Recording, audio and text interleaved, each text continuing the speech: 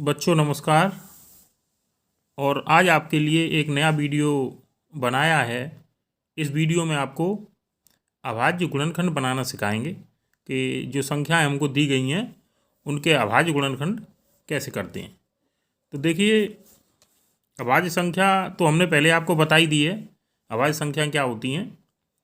तो अब देखिए अभाज्य गुणनखंड कैसे करेंगे। तो बहुत छोटी संख्या से मैं प्रारंभ करता हूँ, बिल्कुल जीरो से। जो बच्चे बिल्कुल नहीं जानते वो भी सीख जाएंगे इससे।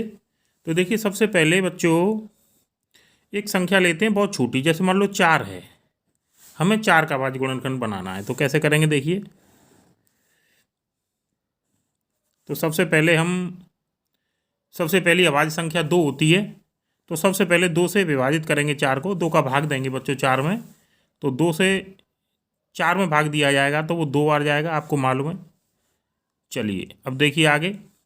फिर 2 को दोबारा से विभाजित करेंगे तो 2 से विभाजित हो जाएगी, 2 एक बार। ठीक है, तो इस प्रकार ये 4 का अभाज्य गुणनखंड हो गया। बहुत ही आसान है, बढ़िया समझ में आएगा आपकी में। तो देखिए कैसे लिखेंगे इसे कि 4 बराबर 2 गुणित 2। तो दोबारा से बताते हैं। सबसे पहले जिसका अभाज्य गुणनखंड बनाना है उसे यहाँ लिखिए 4 को, और फिर 4 में भाग लगाएंगे 2 से, जो कि 2 बार जाता है, 2 दूनी 4। और फिर 2 से दोबारा विभाजित करेंगे 2 को, तो 2 से एक बार जाएगा 2 में भाग। इस प्रकार तब तक करते रहेंगे जब तक कि यहाँ 1 प्राप्त नहीं होता है।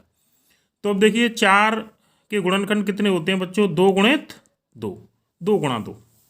अब देखिए और बताते हैं आपको। एक और संख्या लेते हैं बच्चों। जैसे संख्या है हमारे पास बच्चों 6। देखिए 6 का करेंगे तो कैसे होगा भैया। सबसे पहले 6 को 2 से विभाजित करेंगे, 3 बार विभाजित हो जाएगी। ठीक है, फिर 3 से विभाजित करेंगे 3 को, 3 एकम 3। तो इस प्रकार 6 का जो अभाज्य गुणनखंड है, 6 का जो अभाज्य गुणनखंडन है वो कितना आएगा बच्चों, 2 गुणा 3। ठीक है, चलिए आगे चलते हैं और बताते हैं। चलिए हम अगली संख्या लेते हैं बच्चों। जैसे कि संख्या है हमारे पास बच्चों 8। चलिए 8 का करते हैं। तो सबसे पहले 2 से विभाजित करेंगे 8 को, 2 का भाग लगाएंगे 8 में, 4 बार जाता है। फिर 2 से विभाजित करेंगे 4 को, ये 2 बार जाता है। फिर 2 से विभाजित करेंगे 2 को एक बार। अब जैसे ही 1 आएगा सोई बंद कर देंगे गुणनखंड करना, फिर आगे गुणनखंड होंगे भी नहीं और करेंगे भी नहीं। तो देखिए इस प्रकार हम 8 के गुणनखंड हमें कितने प्राप्त हुए, 2 गुणा 2 गुणा 2। और अब देखिए इसका मतलब ये है कि अगर हम 2 का गुणा करें 2 2 का आपस में, तो वो 8 के बराबर आ जाएगा। 2 गुणा 2 4, और 4 गुणा 2 8। और यहाँ पर जैसे हम 6 2 गुणा 3 करें तो 2 तिये 6 प्राप्त हो जाएगा हमको।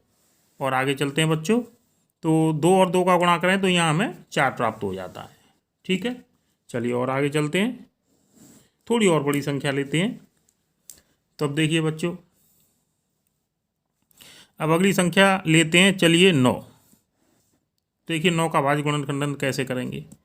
तो अब देखिए 9 2 से तो विभाजित होगी नहीं, तो 2 से फिर अगली अभाज्य संख्या होगी 3। तो 3 से विभाजित करते हैं बच्चों 9 को। 3 से 9 में 3 बार भाग जाएगा। फिर 3 को दोबारा से विभाजित करेंगे 3 से, तो एक बार जाएगा। तो इस प्रकार बच्चों हमें 9 के अभाज्य गुणनखंड प्राप्त होते हैं 3 गुणा 3। ठीक है, चलिए तो अब देखिए फिर से आगे चलते हैं बच्चों। चलिए और फिर आगे चलते हैं और अगला एक और प्रश्न लेते हैं। मान लीजिए संख्या हमारे पास 10। तो देखिए 10 का अभाज्य गुणनखंडन करेंगे बच्चों। तो सबसे पहले 2 से विभाजित हो जाएगा 10। और देखिए जिन संख्याओं के पीछे 0 है, 2 है, 4 6 8 इस प्रकार से आएंगे वो 2 से विभाजित हो जाएंगे। ये मैं आपको साथ साथ बताता भी चलूँगा। चलिए तो देखिए फिर, तो 2 से 10 में भाग देंगे तो ये 5 बार जाएगा बच्चों। फिर 5 5 से ही विभाजित होगा, 5 एकम 5। तो इस प्रकार 10 के जो अभाज्य गुणनखंड हैं वो हमको प्राप्त होते हैं 2 गुणा चलिए बच्चों, अब देखिए फिर आगे चलते हैं बेटा और अगली संख्या लेते हैं। चलिए, इस प्रकार बहुत सारे गुणनखंड आपको बताने हैं अभी। तो मान लीजिए अगली संख्या हमारे पास बेटा 12। देखिए 12 का कैसे करेंगे। तो सबसे पहले 12 देखिए 2 से विभाजित हो जाता है, तो 2 से 12 में भाग लगाएंगे, वो 6 प्राप्त होता है। फिर 6 को विभाजित करेंगे 2 से, 3 प्राप्त होता है। फिर 3 को विभाजित करेंगे 3 से, तो 1 प्राप्त हो गया। यहीं पे अब आगे भाग नहीं लगाएंगे। तो 12 के गुणनखंड हमें बेटा प्राप्त होते हैं 2। इनको लिख देते हैं, ये जो हमने भाग लगाए हैं 2 गुणित 2 गुणित 3। चलिए ये 12 के हो गए और आगे चलते हैं, थोड़ा और बड़ी संख्या लेते हैं। चलिए तो अब देखिए अगली संख्या लेते हैं, मान लिया 14। ठीक है, अब 14 को विभाजित करेंगे बेटा हम 2 से, तो 14 में भाग लगाएंगे भाई 2 से, 7 बार जाएगा। फिर 7 और किसी से विभाजित नहीं होगा, ये अपने आप 7 से ही होगा, तो 7 से 1 बार जाएगा 7 में भाग, 7 से कम 7। अब देखिए यहाँ 14 बराबर क्या आएगा, 2 गुणा 7। चलिए इस प्रकार 7 के 14 के गुणनखंड प्राप्त हो गए हमें। ठीक है, चलिए और आगे चलते हैं। अब अगली संख्या लेते हैं। चलिए भाई मान लिया 15। देखो बेटा 15 के कैसे करेंगे। अब देखिए 2 से विभाजित नहीं होगा 15, पीछे 5 आ रहा है। अब विभाजित होगा 15 3 से। अब देखिए 3 से विभाजित होगा, कैसे पता करेंगे। अगर जो संख्या दी है उसके अंकों का योग 3 से विभाजित हो रहा है, तो वो संख्या 3 से विभाजित हो जाएगी। जैसे 15 में 1 और 5 का योग होता है 6, और वो 3 से विभाजित हो जाता है 6, यानी 6 में 3 का भाग चला जाता है, तो वो 15 में चला जाएगा।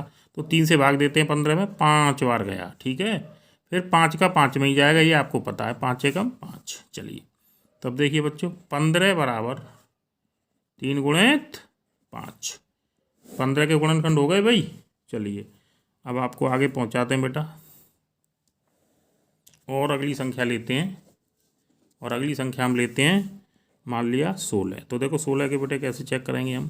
तो सबसे पहले तो 16 भाई 2 से ही विभाजित हो जाएगा, तो 2 से 8 बार विभाजित होता है। फिर दोबारा 2 से भाग करेंगे, इसमें 4 बार विभाजित होता है। फिर 2 से और भाग करेंगे तो ये 2 बार, और फिर 2 से और भाग लगाएंगे तो 1 प्राप्त हो गया। अब देखिए 16 के कितने गुणनखंड बने बच्चों, 2 गुणा 2 गुणा 2 गुणा 2। इनका गुणा करेंगे ना तो 16 प्राप्त हो जाएगा। कैसे, 2 गुणा 2 4, 4 गुणा 2 8, 8 गुणा 2 16। चलिए अब आगे चलते हैं। चलिए बच्चों और बताते हैं। तो देखिए बेटा आप 16 के बाद चलिए मान लीजिए हम लेते हैं 18। ठीक है, देखिए 17 इसलिए नहीं लिया है कि 17 तो खुद ही अभाज्य संख्या है ना, इसलिए नहीं लिया है 17। देखिए अब 18 के करेंगे, तो 18 में 2 से भाग चला जाएगा भाई, क्योंकि पीछे 8 आ रहा है, हमने आपको बताया था सम संख्या में ये। तो 2 से 9 बार, फिर अब 9 है, ये 3 से विभाजित होगा, 2 से तो होगा नहीं, तो 3 का भाग 9 में लगाएंगे तो 3 तिये 9। फिर 3 का भाग और लगाएंगे, 3 एकम 3। तो इस प्रकार जो 18 है उसके हमें गुणनखंड बच्चों प्राप्त होते हैं 2 गुणित 3 गुणित 3। चलिए अगली संख्या लेते हैं।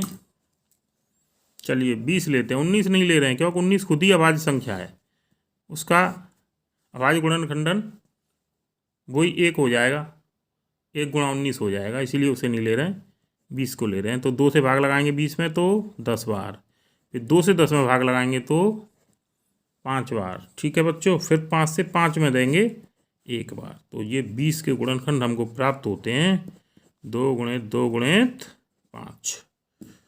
चलिए अब आगे चलते हैं बच्चों। तो अगली संख्या चलिए हम लेते हैं भाई, मान लिया हमने अगली संख्या ले ली। चलो अब थोड़ा सा आगे बढ़ते हैं, 30 ले लेते हैं ना।